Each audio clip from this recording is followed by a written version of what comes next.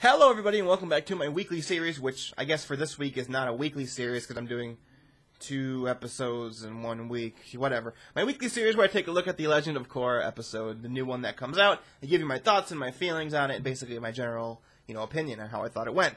I'm making this video after having just watched episode 11. If you watched my last video about episode 10 review, you know that I have watched both 10 and 11 on the same day.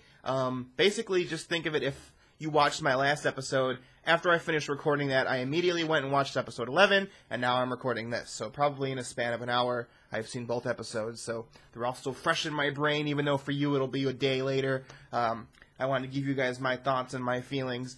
Like I explained last time, I cut these into 2 different separate episodes in case I hated episode 11. I wanted to give episode 10 its time to shine because I thought it was so great. I actually called it perfect. I still stand by that. Or at least as perfect as you could get, because I'm not actually sure if you can ever have something be truly perfect. But it was as close as I felt like you could get with episode 10. But this is episode 11. It's called Kuvira's Gambit, and I felt like it was very, very close to episode 10. I did have one problem with it, which I'll get into. Not a big problem, not a huge problem, but I did have a problem with it, which prevented it from being as good as last episode. But I thought it was very, very close, so I guess let's get right into it. I totally called it that Kuvira was going to go after Republic City, using the logic that Republic City was formed on Earth Kingdom land. I called it. I mentioned it from probably, episode 1? I don't remember when I actually brought it up, but I'll take all the praise. I told you guys it was going to happen. I knew it was going to happen. Even my reasoning was right. So, yeah, called it. Julie, she's back. Awesome. She finally gets to see Varric again. My note was I'm waiting for that scene between her and Varric, and the next scene was that scene between her and Varric. And her words to Varric were so great. They're very heartfelt, very touchy-feely in my little heart. And Varric's response was perfect and in line with his character. But then Julie stands up to him and says she will no longer be his assistant. She will be treated as an equal. And I swear, you guys, out of all of the characters that I felt like they were going to make into something different or something new or make them more important this season, Julie is not one character I thought they would have done that with. But I am just so happy with how she's turned out. She is an ultimate badass, standing up to Varric, standing up to Kuvira last episode, bossing everyone around, saying, look, stop treating me like an assistant. I deserve to be an equal. And I feel like, even though we don't see her anymore this episode, really, I believe she is standing in the group shot where they capture Batar later on. I'm not sure, but I think she's with them at some point. So she's there, but this is her last contribution to the episode. But I feel like next episode, because of how this one ended, where Kuvira destroys where they all are standing, where they're all their bases where they're making these mechanical wingsuits or whatever they're making, and they all pretty much get destroyed. I'm gonna call it now. I'm pretty sure next episode we're gonna see Julie, Asami, and Varric, maybe even Asami's dad, all 4 of them working together to make these mech suits to fight Kuvira. And I feel like the 4 of them together could really make some awesome shit. And I really hope that's the route they're going, because even though I do like the bending stuff, and I do love the bending stuff, I really like how Korra... One thing I always really liked about Korra, I've always had, a lot of problems with Korra. Season 3 I thought was terrible. I don't really need to relitigate all that, but one thing I think Korra did so well was bring science and bring technology into the Avatar universe. And it felt very natural. It felt like the next progression of how this society, how this world, it feels like the next progression of what would happen next after 100 or 70 years between the first series and the second series. Perfect. And I just love watching all the technology stuff. I've repeatedly talked about how I love Asami and how she invents stuff in the shock gloves that she uses, and I really like the technology aspect of Korra. And I really hope that it plays a big... I mean, it is playing a big part in the story now, because Kuvira is only a threat because she's a fucking Megazord. So, I really, really do like that science and technology is such a big part of the Korra finale, the series finale. And I really hope that, next episode in the last, 3? We're at 11, 12, 13, 14. No, there's only 2 left, right? 13? The finale, which I assume will probably be out before the end of the year. They might just release both next week. I'm not sure, actually. But anyway, rambling aside, I really like the science and technology, and I'm glad that they are making that so important. So we then get to see Prince Wu again being uncharacteristically pretty savvy politically. I thought his speech was great. It hit just the right amount of silliness without seeming like... How do I explain this? Because in my notes I didn't write it down well, because I want to take it through you how I write down these notes. For like last episode, this is also how it happened. But I'm watching it, and I'm watching the show, I'm watching, and then a bunch of stuff happens, and I'm trying to like write down notes. I hate having to pause and rewind it, because I feel like the experience is lessened, if that makes sense. I like to just watch it in one sitting, but I want to make my notes as I go, so when I'm writing it, sometimes they don't come off as clear as I mean. I think Prince Wu's speech was so good because it had the right amount of silliness that he needed to have as a character, because how he was doing things, like he suddenly had like this charisma about him, and he was convincing people to do stuff. And I feel like if they didn't have that silliness, it would have felt like too much of a 180 on his character, where now I felt like... I feel like if they didn't have that part, it would have seemed ham-fisted that they were trying to force him into being a good leader. But because they did it, I didn't feel like that was ham-fisted. I felt like this is the Prince Wu that we saw, that stupid, childish, kid, basically. But he's beginning to learn that he's pretty good as a charismatic, like, politically charged speaker who can convince people to do things. And I really like that they showed that off with the silliness, because I felt like it would not have worked if they didn't have the silliness.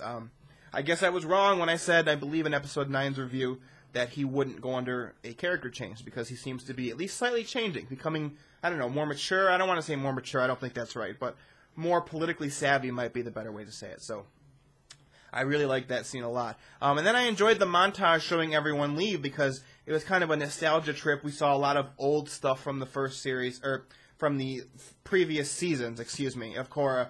We saw things like the leader of the pro-bending team that Korra's team, the Fire Fairies, lost to in Book 1. I don't remember his name off the top of my head, but he gets his bending taken away by Amon when Amon and the Equalists attack the pro-bending rally. We see him for a second. We see General Iroh and his forces coming in. Other things, but I really like that the montage. They have another one later on, and I felt like also was very, very well done. And honestly, I feel like, guys, for the very first time in this series, that there's a huge conflict coming, and that everyone is in legitimate danger. Like, I've never felt like in Korra that everyone was in legitimate danger. And I did feel that in The Last Airbender at the very end. Multiple times in The Last Airbender. For example, when Aang and crew get back to Ba Sing Se and they see that it's already been taken, I had a moment like that then. And then when he's about to go fight the Fire Lord at the very end, I felt like that then. But yeah, definitely feels like everyone in the cast is in legitimate danger for the first time in all of Korra. And that's what predicated on showing that that Kuvira has a fucking Megazord. God damn. Like I talked about at the beginning, I really like that Kuvira is the one using, or not just the one, but she is embodied like this combination of bending and technology as a villain, because, we had the technology with Amon, we had the bending with Unalaq and Vaatu, we had the bending with Zahir, but now it feels like Kuvira. Kuvira is the legitimate one who actually blends the two together. I think that makes a very interesting villain, and I really like that she is controlling the Megazord. I know they call it like a mech, like a big mech or something, but I'm never gonna not call it a Megazord. It's a fucking Megazord with a cannon on its arm. I like that she's controlling the Megazord, like, not even touching the controls, but like using metal bending to make it do stuff. I thought it adds another layer of like creepiness to it as you're watching it, because it seems like she's telepathically doing it, which I guess because she's using bending, she kind of is. That is kind of what bending is, but it was really, really cool. Part of me, I had this thought as I saw it the first time. I was like, is this stupid? Like, when I first saw the Megazord, in my head I thought, is this stupid? I don't know. Is it stupid?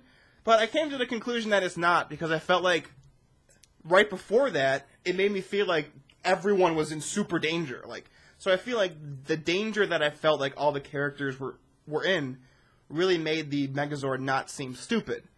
Because, let's be honest, the model of it, like, in the world, like, how they created it, like, with computers, doesn't look the best. but it serves its purpose.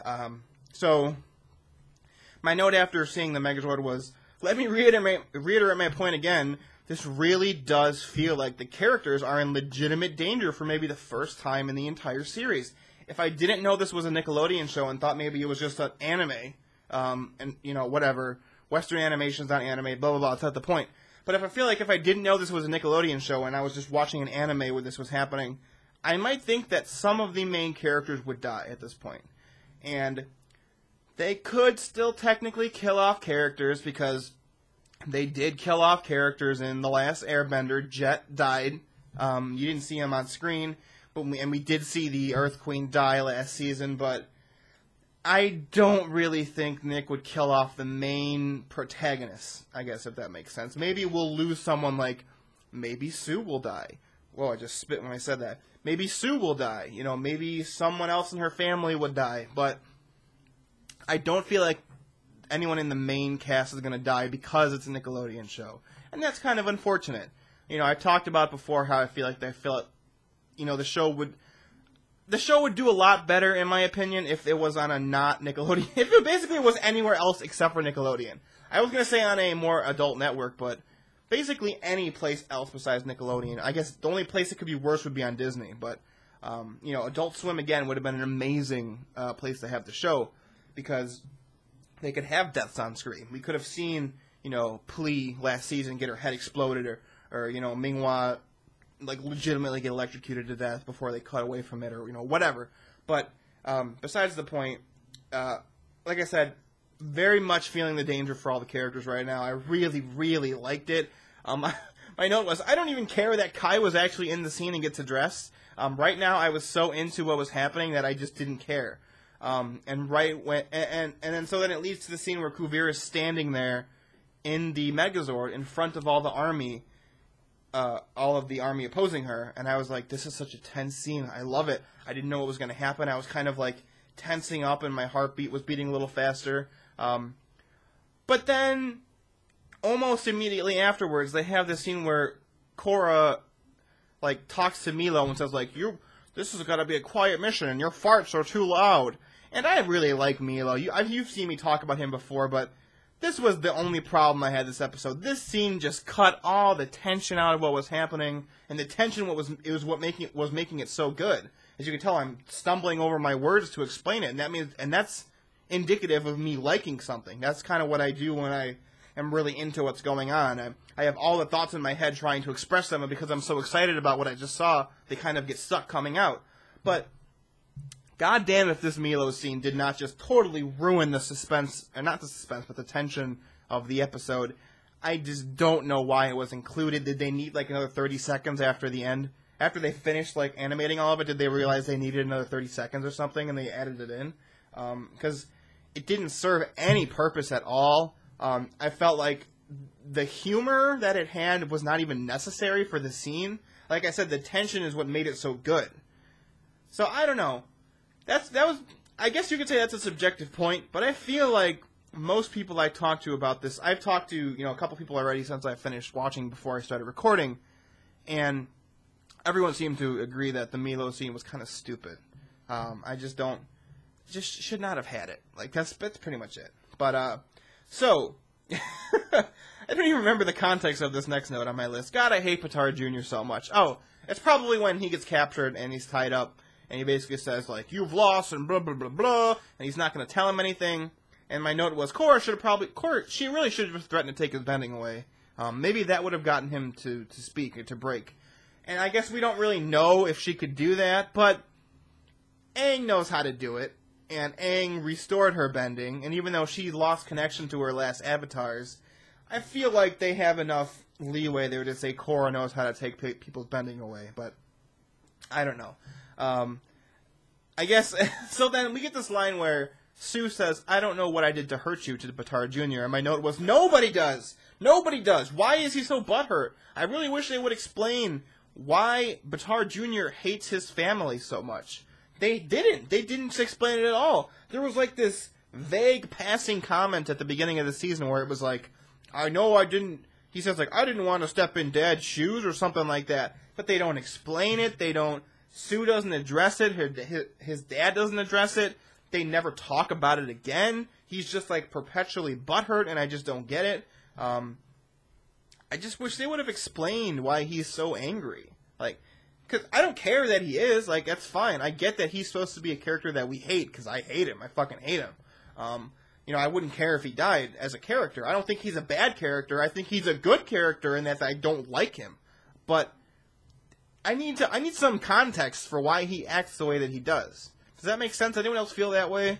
Because I just don't know. I just wish they would explain it. That's my biggest gripe whenever you hear me complaining about anything. Just explain why you're doing what you're doing. Whatever, Nick, Blizzard, whatever. Just explain what you're doing. I want to know more information. I need more context. And there's just not enough context here for why Bataar Jr. is a prick. There just isn't. So, my next note was, I actually thought for a second before Korra said she was going to hurt Kuvira through her heart by taking Bataar Jr. and making sure that she could never see him again. Before she said that, I actually thought for a second when she lifted him up, or when she kind of like walks toward him, like bends down and goes face to face, I actually thought she was going to say that I will take your bending away. Because she starts out the sentence like, I'll take away something so precious to you, blah, blah, blah. I was like, oh, she's fucking going to do it. She's going to take his bending away. But, you know, I guess the way she went about it made sense. You know, it got a reaction from him and it worked. So, kudos to Korra for actually doing things finally. It took her 4 seasons to get there, and we're at the end of the last one, but she finally figured out how to do a couple things right. So, kudos to Korra. I mean, I gotta give props where props are due, and it actually worked. So, I really do like Korra now, and I don't think I've ever said that. So, that's a breakthrough for me. My next note was, basically everything happens, and we get to the end of the episode where, you know, Kuvira begins charging up the weapon, and I'm just typing furiously, and my giant note was, oh shit, I didn't think Kuvira was going to be willing to murder everyone in the building. I thought that it would be way too cliche for her to say, I love you, Bataar, and then attack. But I guess they did. And I guess in a way I like it, because it felt so obvious that I didn't think they were going to do it, but then they did. I really can't explain why I liked it. So, on one hand, I think it was so cliche, and and it was so obvious, I didn't think they would do it, but because they did do it, I liked it. I guess it's kind of a version of lampshading. They kind of lampshaded how cliche it was by then still doing it. And I explained lampshading a couple episodes ago. Basically, it's a TV tropes description where it's, you know, lampshading something is you participate or you do like a cliche in whatever you're doing, your writing, your animation, your video game or whatever. You use this cliche or this trope, but because you use it in the way that you use it, it doesn't have, it's not a negative, it's a positive. But I don't exactly feel that applies here, but it kind of does. So it's a semi-lampshade of the cliche of, I love you too, and then shoot the gun. I don't know. Does that make any sense at all? I don't understand. I don't even understand my own thoughts myself sometimes, and that's one of them. So, I liked it. My final point was much cliffhanger. Kuvira has gone full-on Zahir mode, just like after he did after seeing Pli die, where he kind of, you know, let all of the earthly attachments go. I wonder if Kuvira can fly now. Because she seems to have given up on Bataar Jr. She basically probably thinks she killed him just now, so, you know, I'm interested to see how crazy she becomes now, because this is every villain, you know, they have their breaking point where they go from, like, unless they start out as insane, they go from, you know, their rational reason to do what they're doing to just full-on, fuck everyone, I'm just gonna kill everyone now. This is Kuvira, I would assume this is Kuvira's point where she's like, fuck everybody, I just killed my fiancé for you, so I'm gonna get this done. So, I am, maybe for the first time ever again, and I was talking to Howie and Rioris in Skype, and I basically said, look, what's this feeling that I'm feeling right now? Is it actual excitement and anticipation for the next episode? I think it is. I think this is the first time I'm like, I need to see the next one. I'm super excited for it. I've been also watching, as I'm watching Korra, this anime called Parasite, and I strongly recommend you watch it. You can go on Crunchyroll and watch it for free. It's very, very good, and I felt like I'm bringing this up because after pretty much every episode of Parasite, I'm like, I gotta watch the next one. It's so good, and I finally feel like Korra finally got there. 2 episodes left to go, and they finally four seasons, and finally everything is falling into place. I like the villain. Korra's not being retarded. They're making me excited for the show. There's no big problems. They're done doing Mary Sue shit. They're done doing Deus Ex Machina. People are acting the way they should. Where was this Korra for the last 4 seasons? I tweeted, I believe I said something to the effect of, this is how good Korra could have always been. And this is why I was so critical of last season, because it was bad. Last season was bad. The storytelling was bad. The characters were bad. The villain was bad. The writing was bad. This is the opposite. And I feel like more people need to realize when you like something, and it's not as good as you know it can be, because it has demonstrated either before or after when it was bad, that it could be good. You have a right. I feel like you should, as a viewer and a fan, call out the company or whatever for being bad because you know that it could be better. And I feel this way about Korra. That is why I was so hard on Korra in Season 3. Because I thought, look, this is the company that made the last Avatar and it was amazing. And most of this season is amazing. So it rightly deserved, I feel like, to be criticized for last season on my part. I feel the exact same way about Blizzard right now and Warlords of Draenor. It's not just to go on a little tangent real quick, it's not because I hate the thing, whether that's Korra or World of Warcraft or whatever. It's not because I hate it. It's because I'm upset that it's not as good as it has shown that it can be at some point previously. That's it. This was great. Korra's doing very well right now. I'm very excited for the last episode, the last 2. I assume they'll be together, because that's how they've pretty much done all the other seasons. So, I don't know. I guess I'll see you next week, maybe, if they show it next week. I don't actually know. Once again, I didn't see the previews, because I don't watch it on Nick, because their player sucks a huge nutsack. But, I'll see you next week. Let me know what you thought about my feelings and your feelings about this episode in the comments below. Feel free to like, favorite, subscribe, do all of the shenanigans. My Twitter is in the box below. Follow me to talk to me about Korra if you want. I will talk to you about Korra, about Blizzard, about WoW, about whatever the hell you want. I am an obnoxiously opinionated person like a lot of people are on the internet, so if you want to chat about something, I pretty much will chat with anybody, for the most part. So, follow me on Twitter. That's in the box below. Wouldn't be a review episode if I just totally fumbled over my words. That's it, everybody. Give all of your thoughts in your brain. Put them in the comments below. I want to hear them. I want to read them.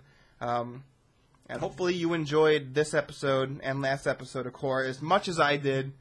And just one more time before I leave you, I feel like if you are a legitimate fan of something and something is not as good as you feel like it could be, because it has shown you that it could be this good before, you have an obligation to call out the thing, whatever it is. So, thanks for watching, guys. I'll see you next week for the finale, presumably. If not, I'll talk to you for some other things, probably, that'll come out in this channel before then. Probably some more WoW stuff, or who knows, maybe some other stuff. Thanks for watching, guys. I'll see you then.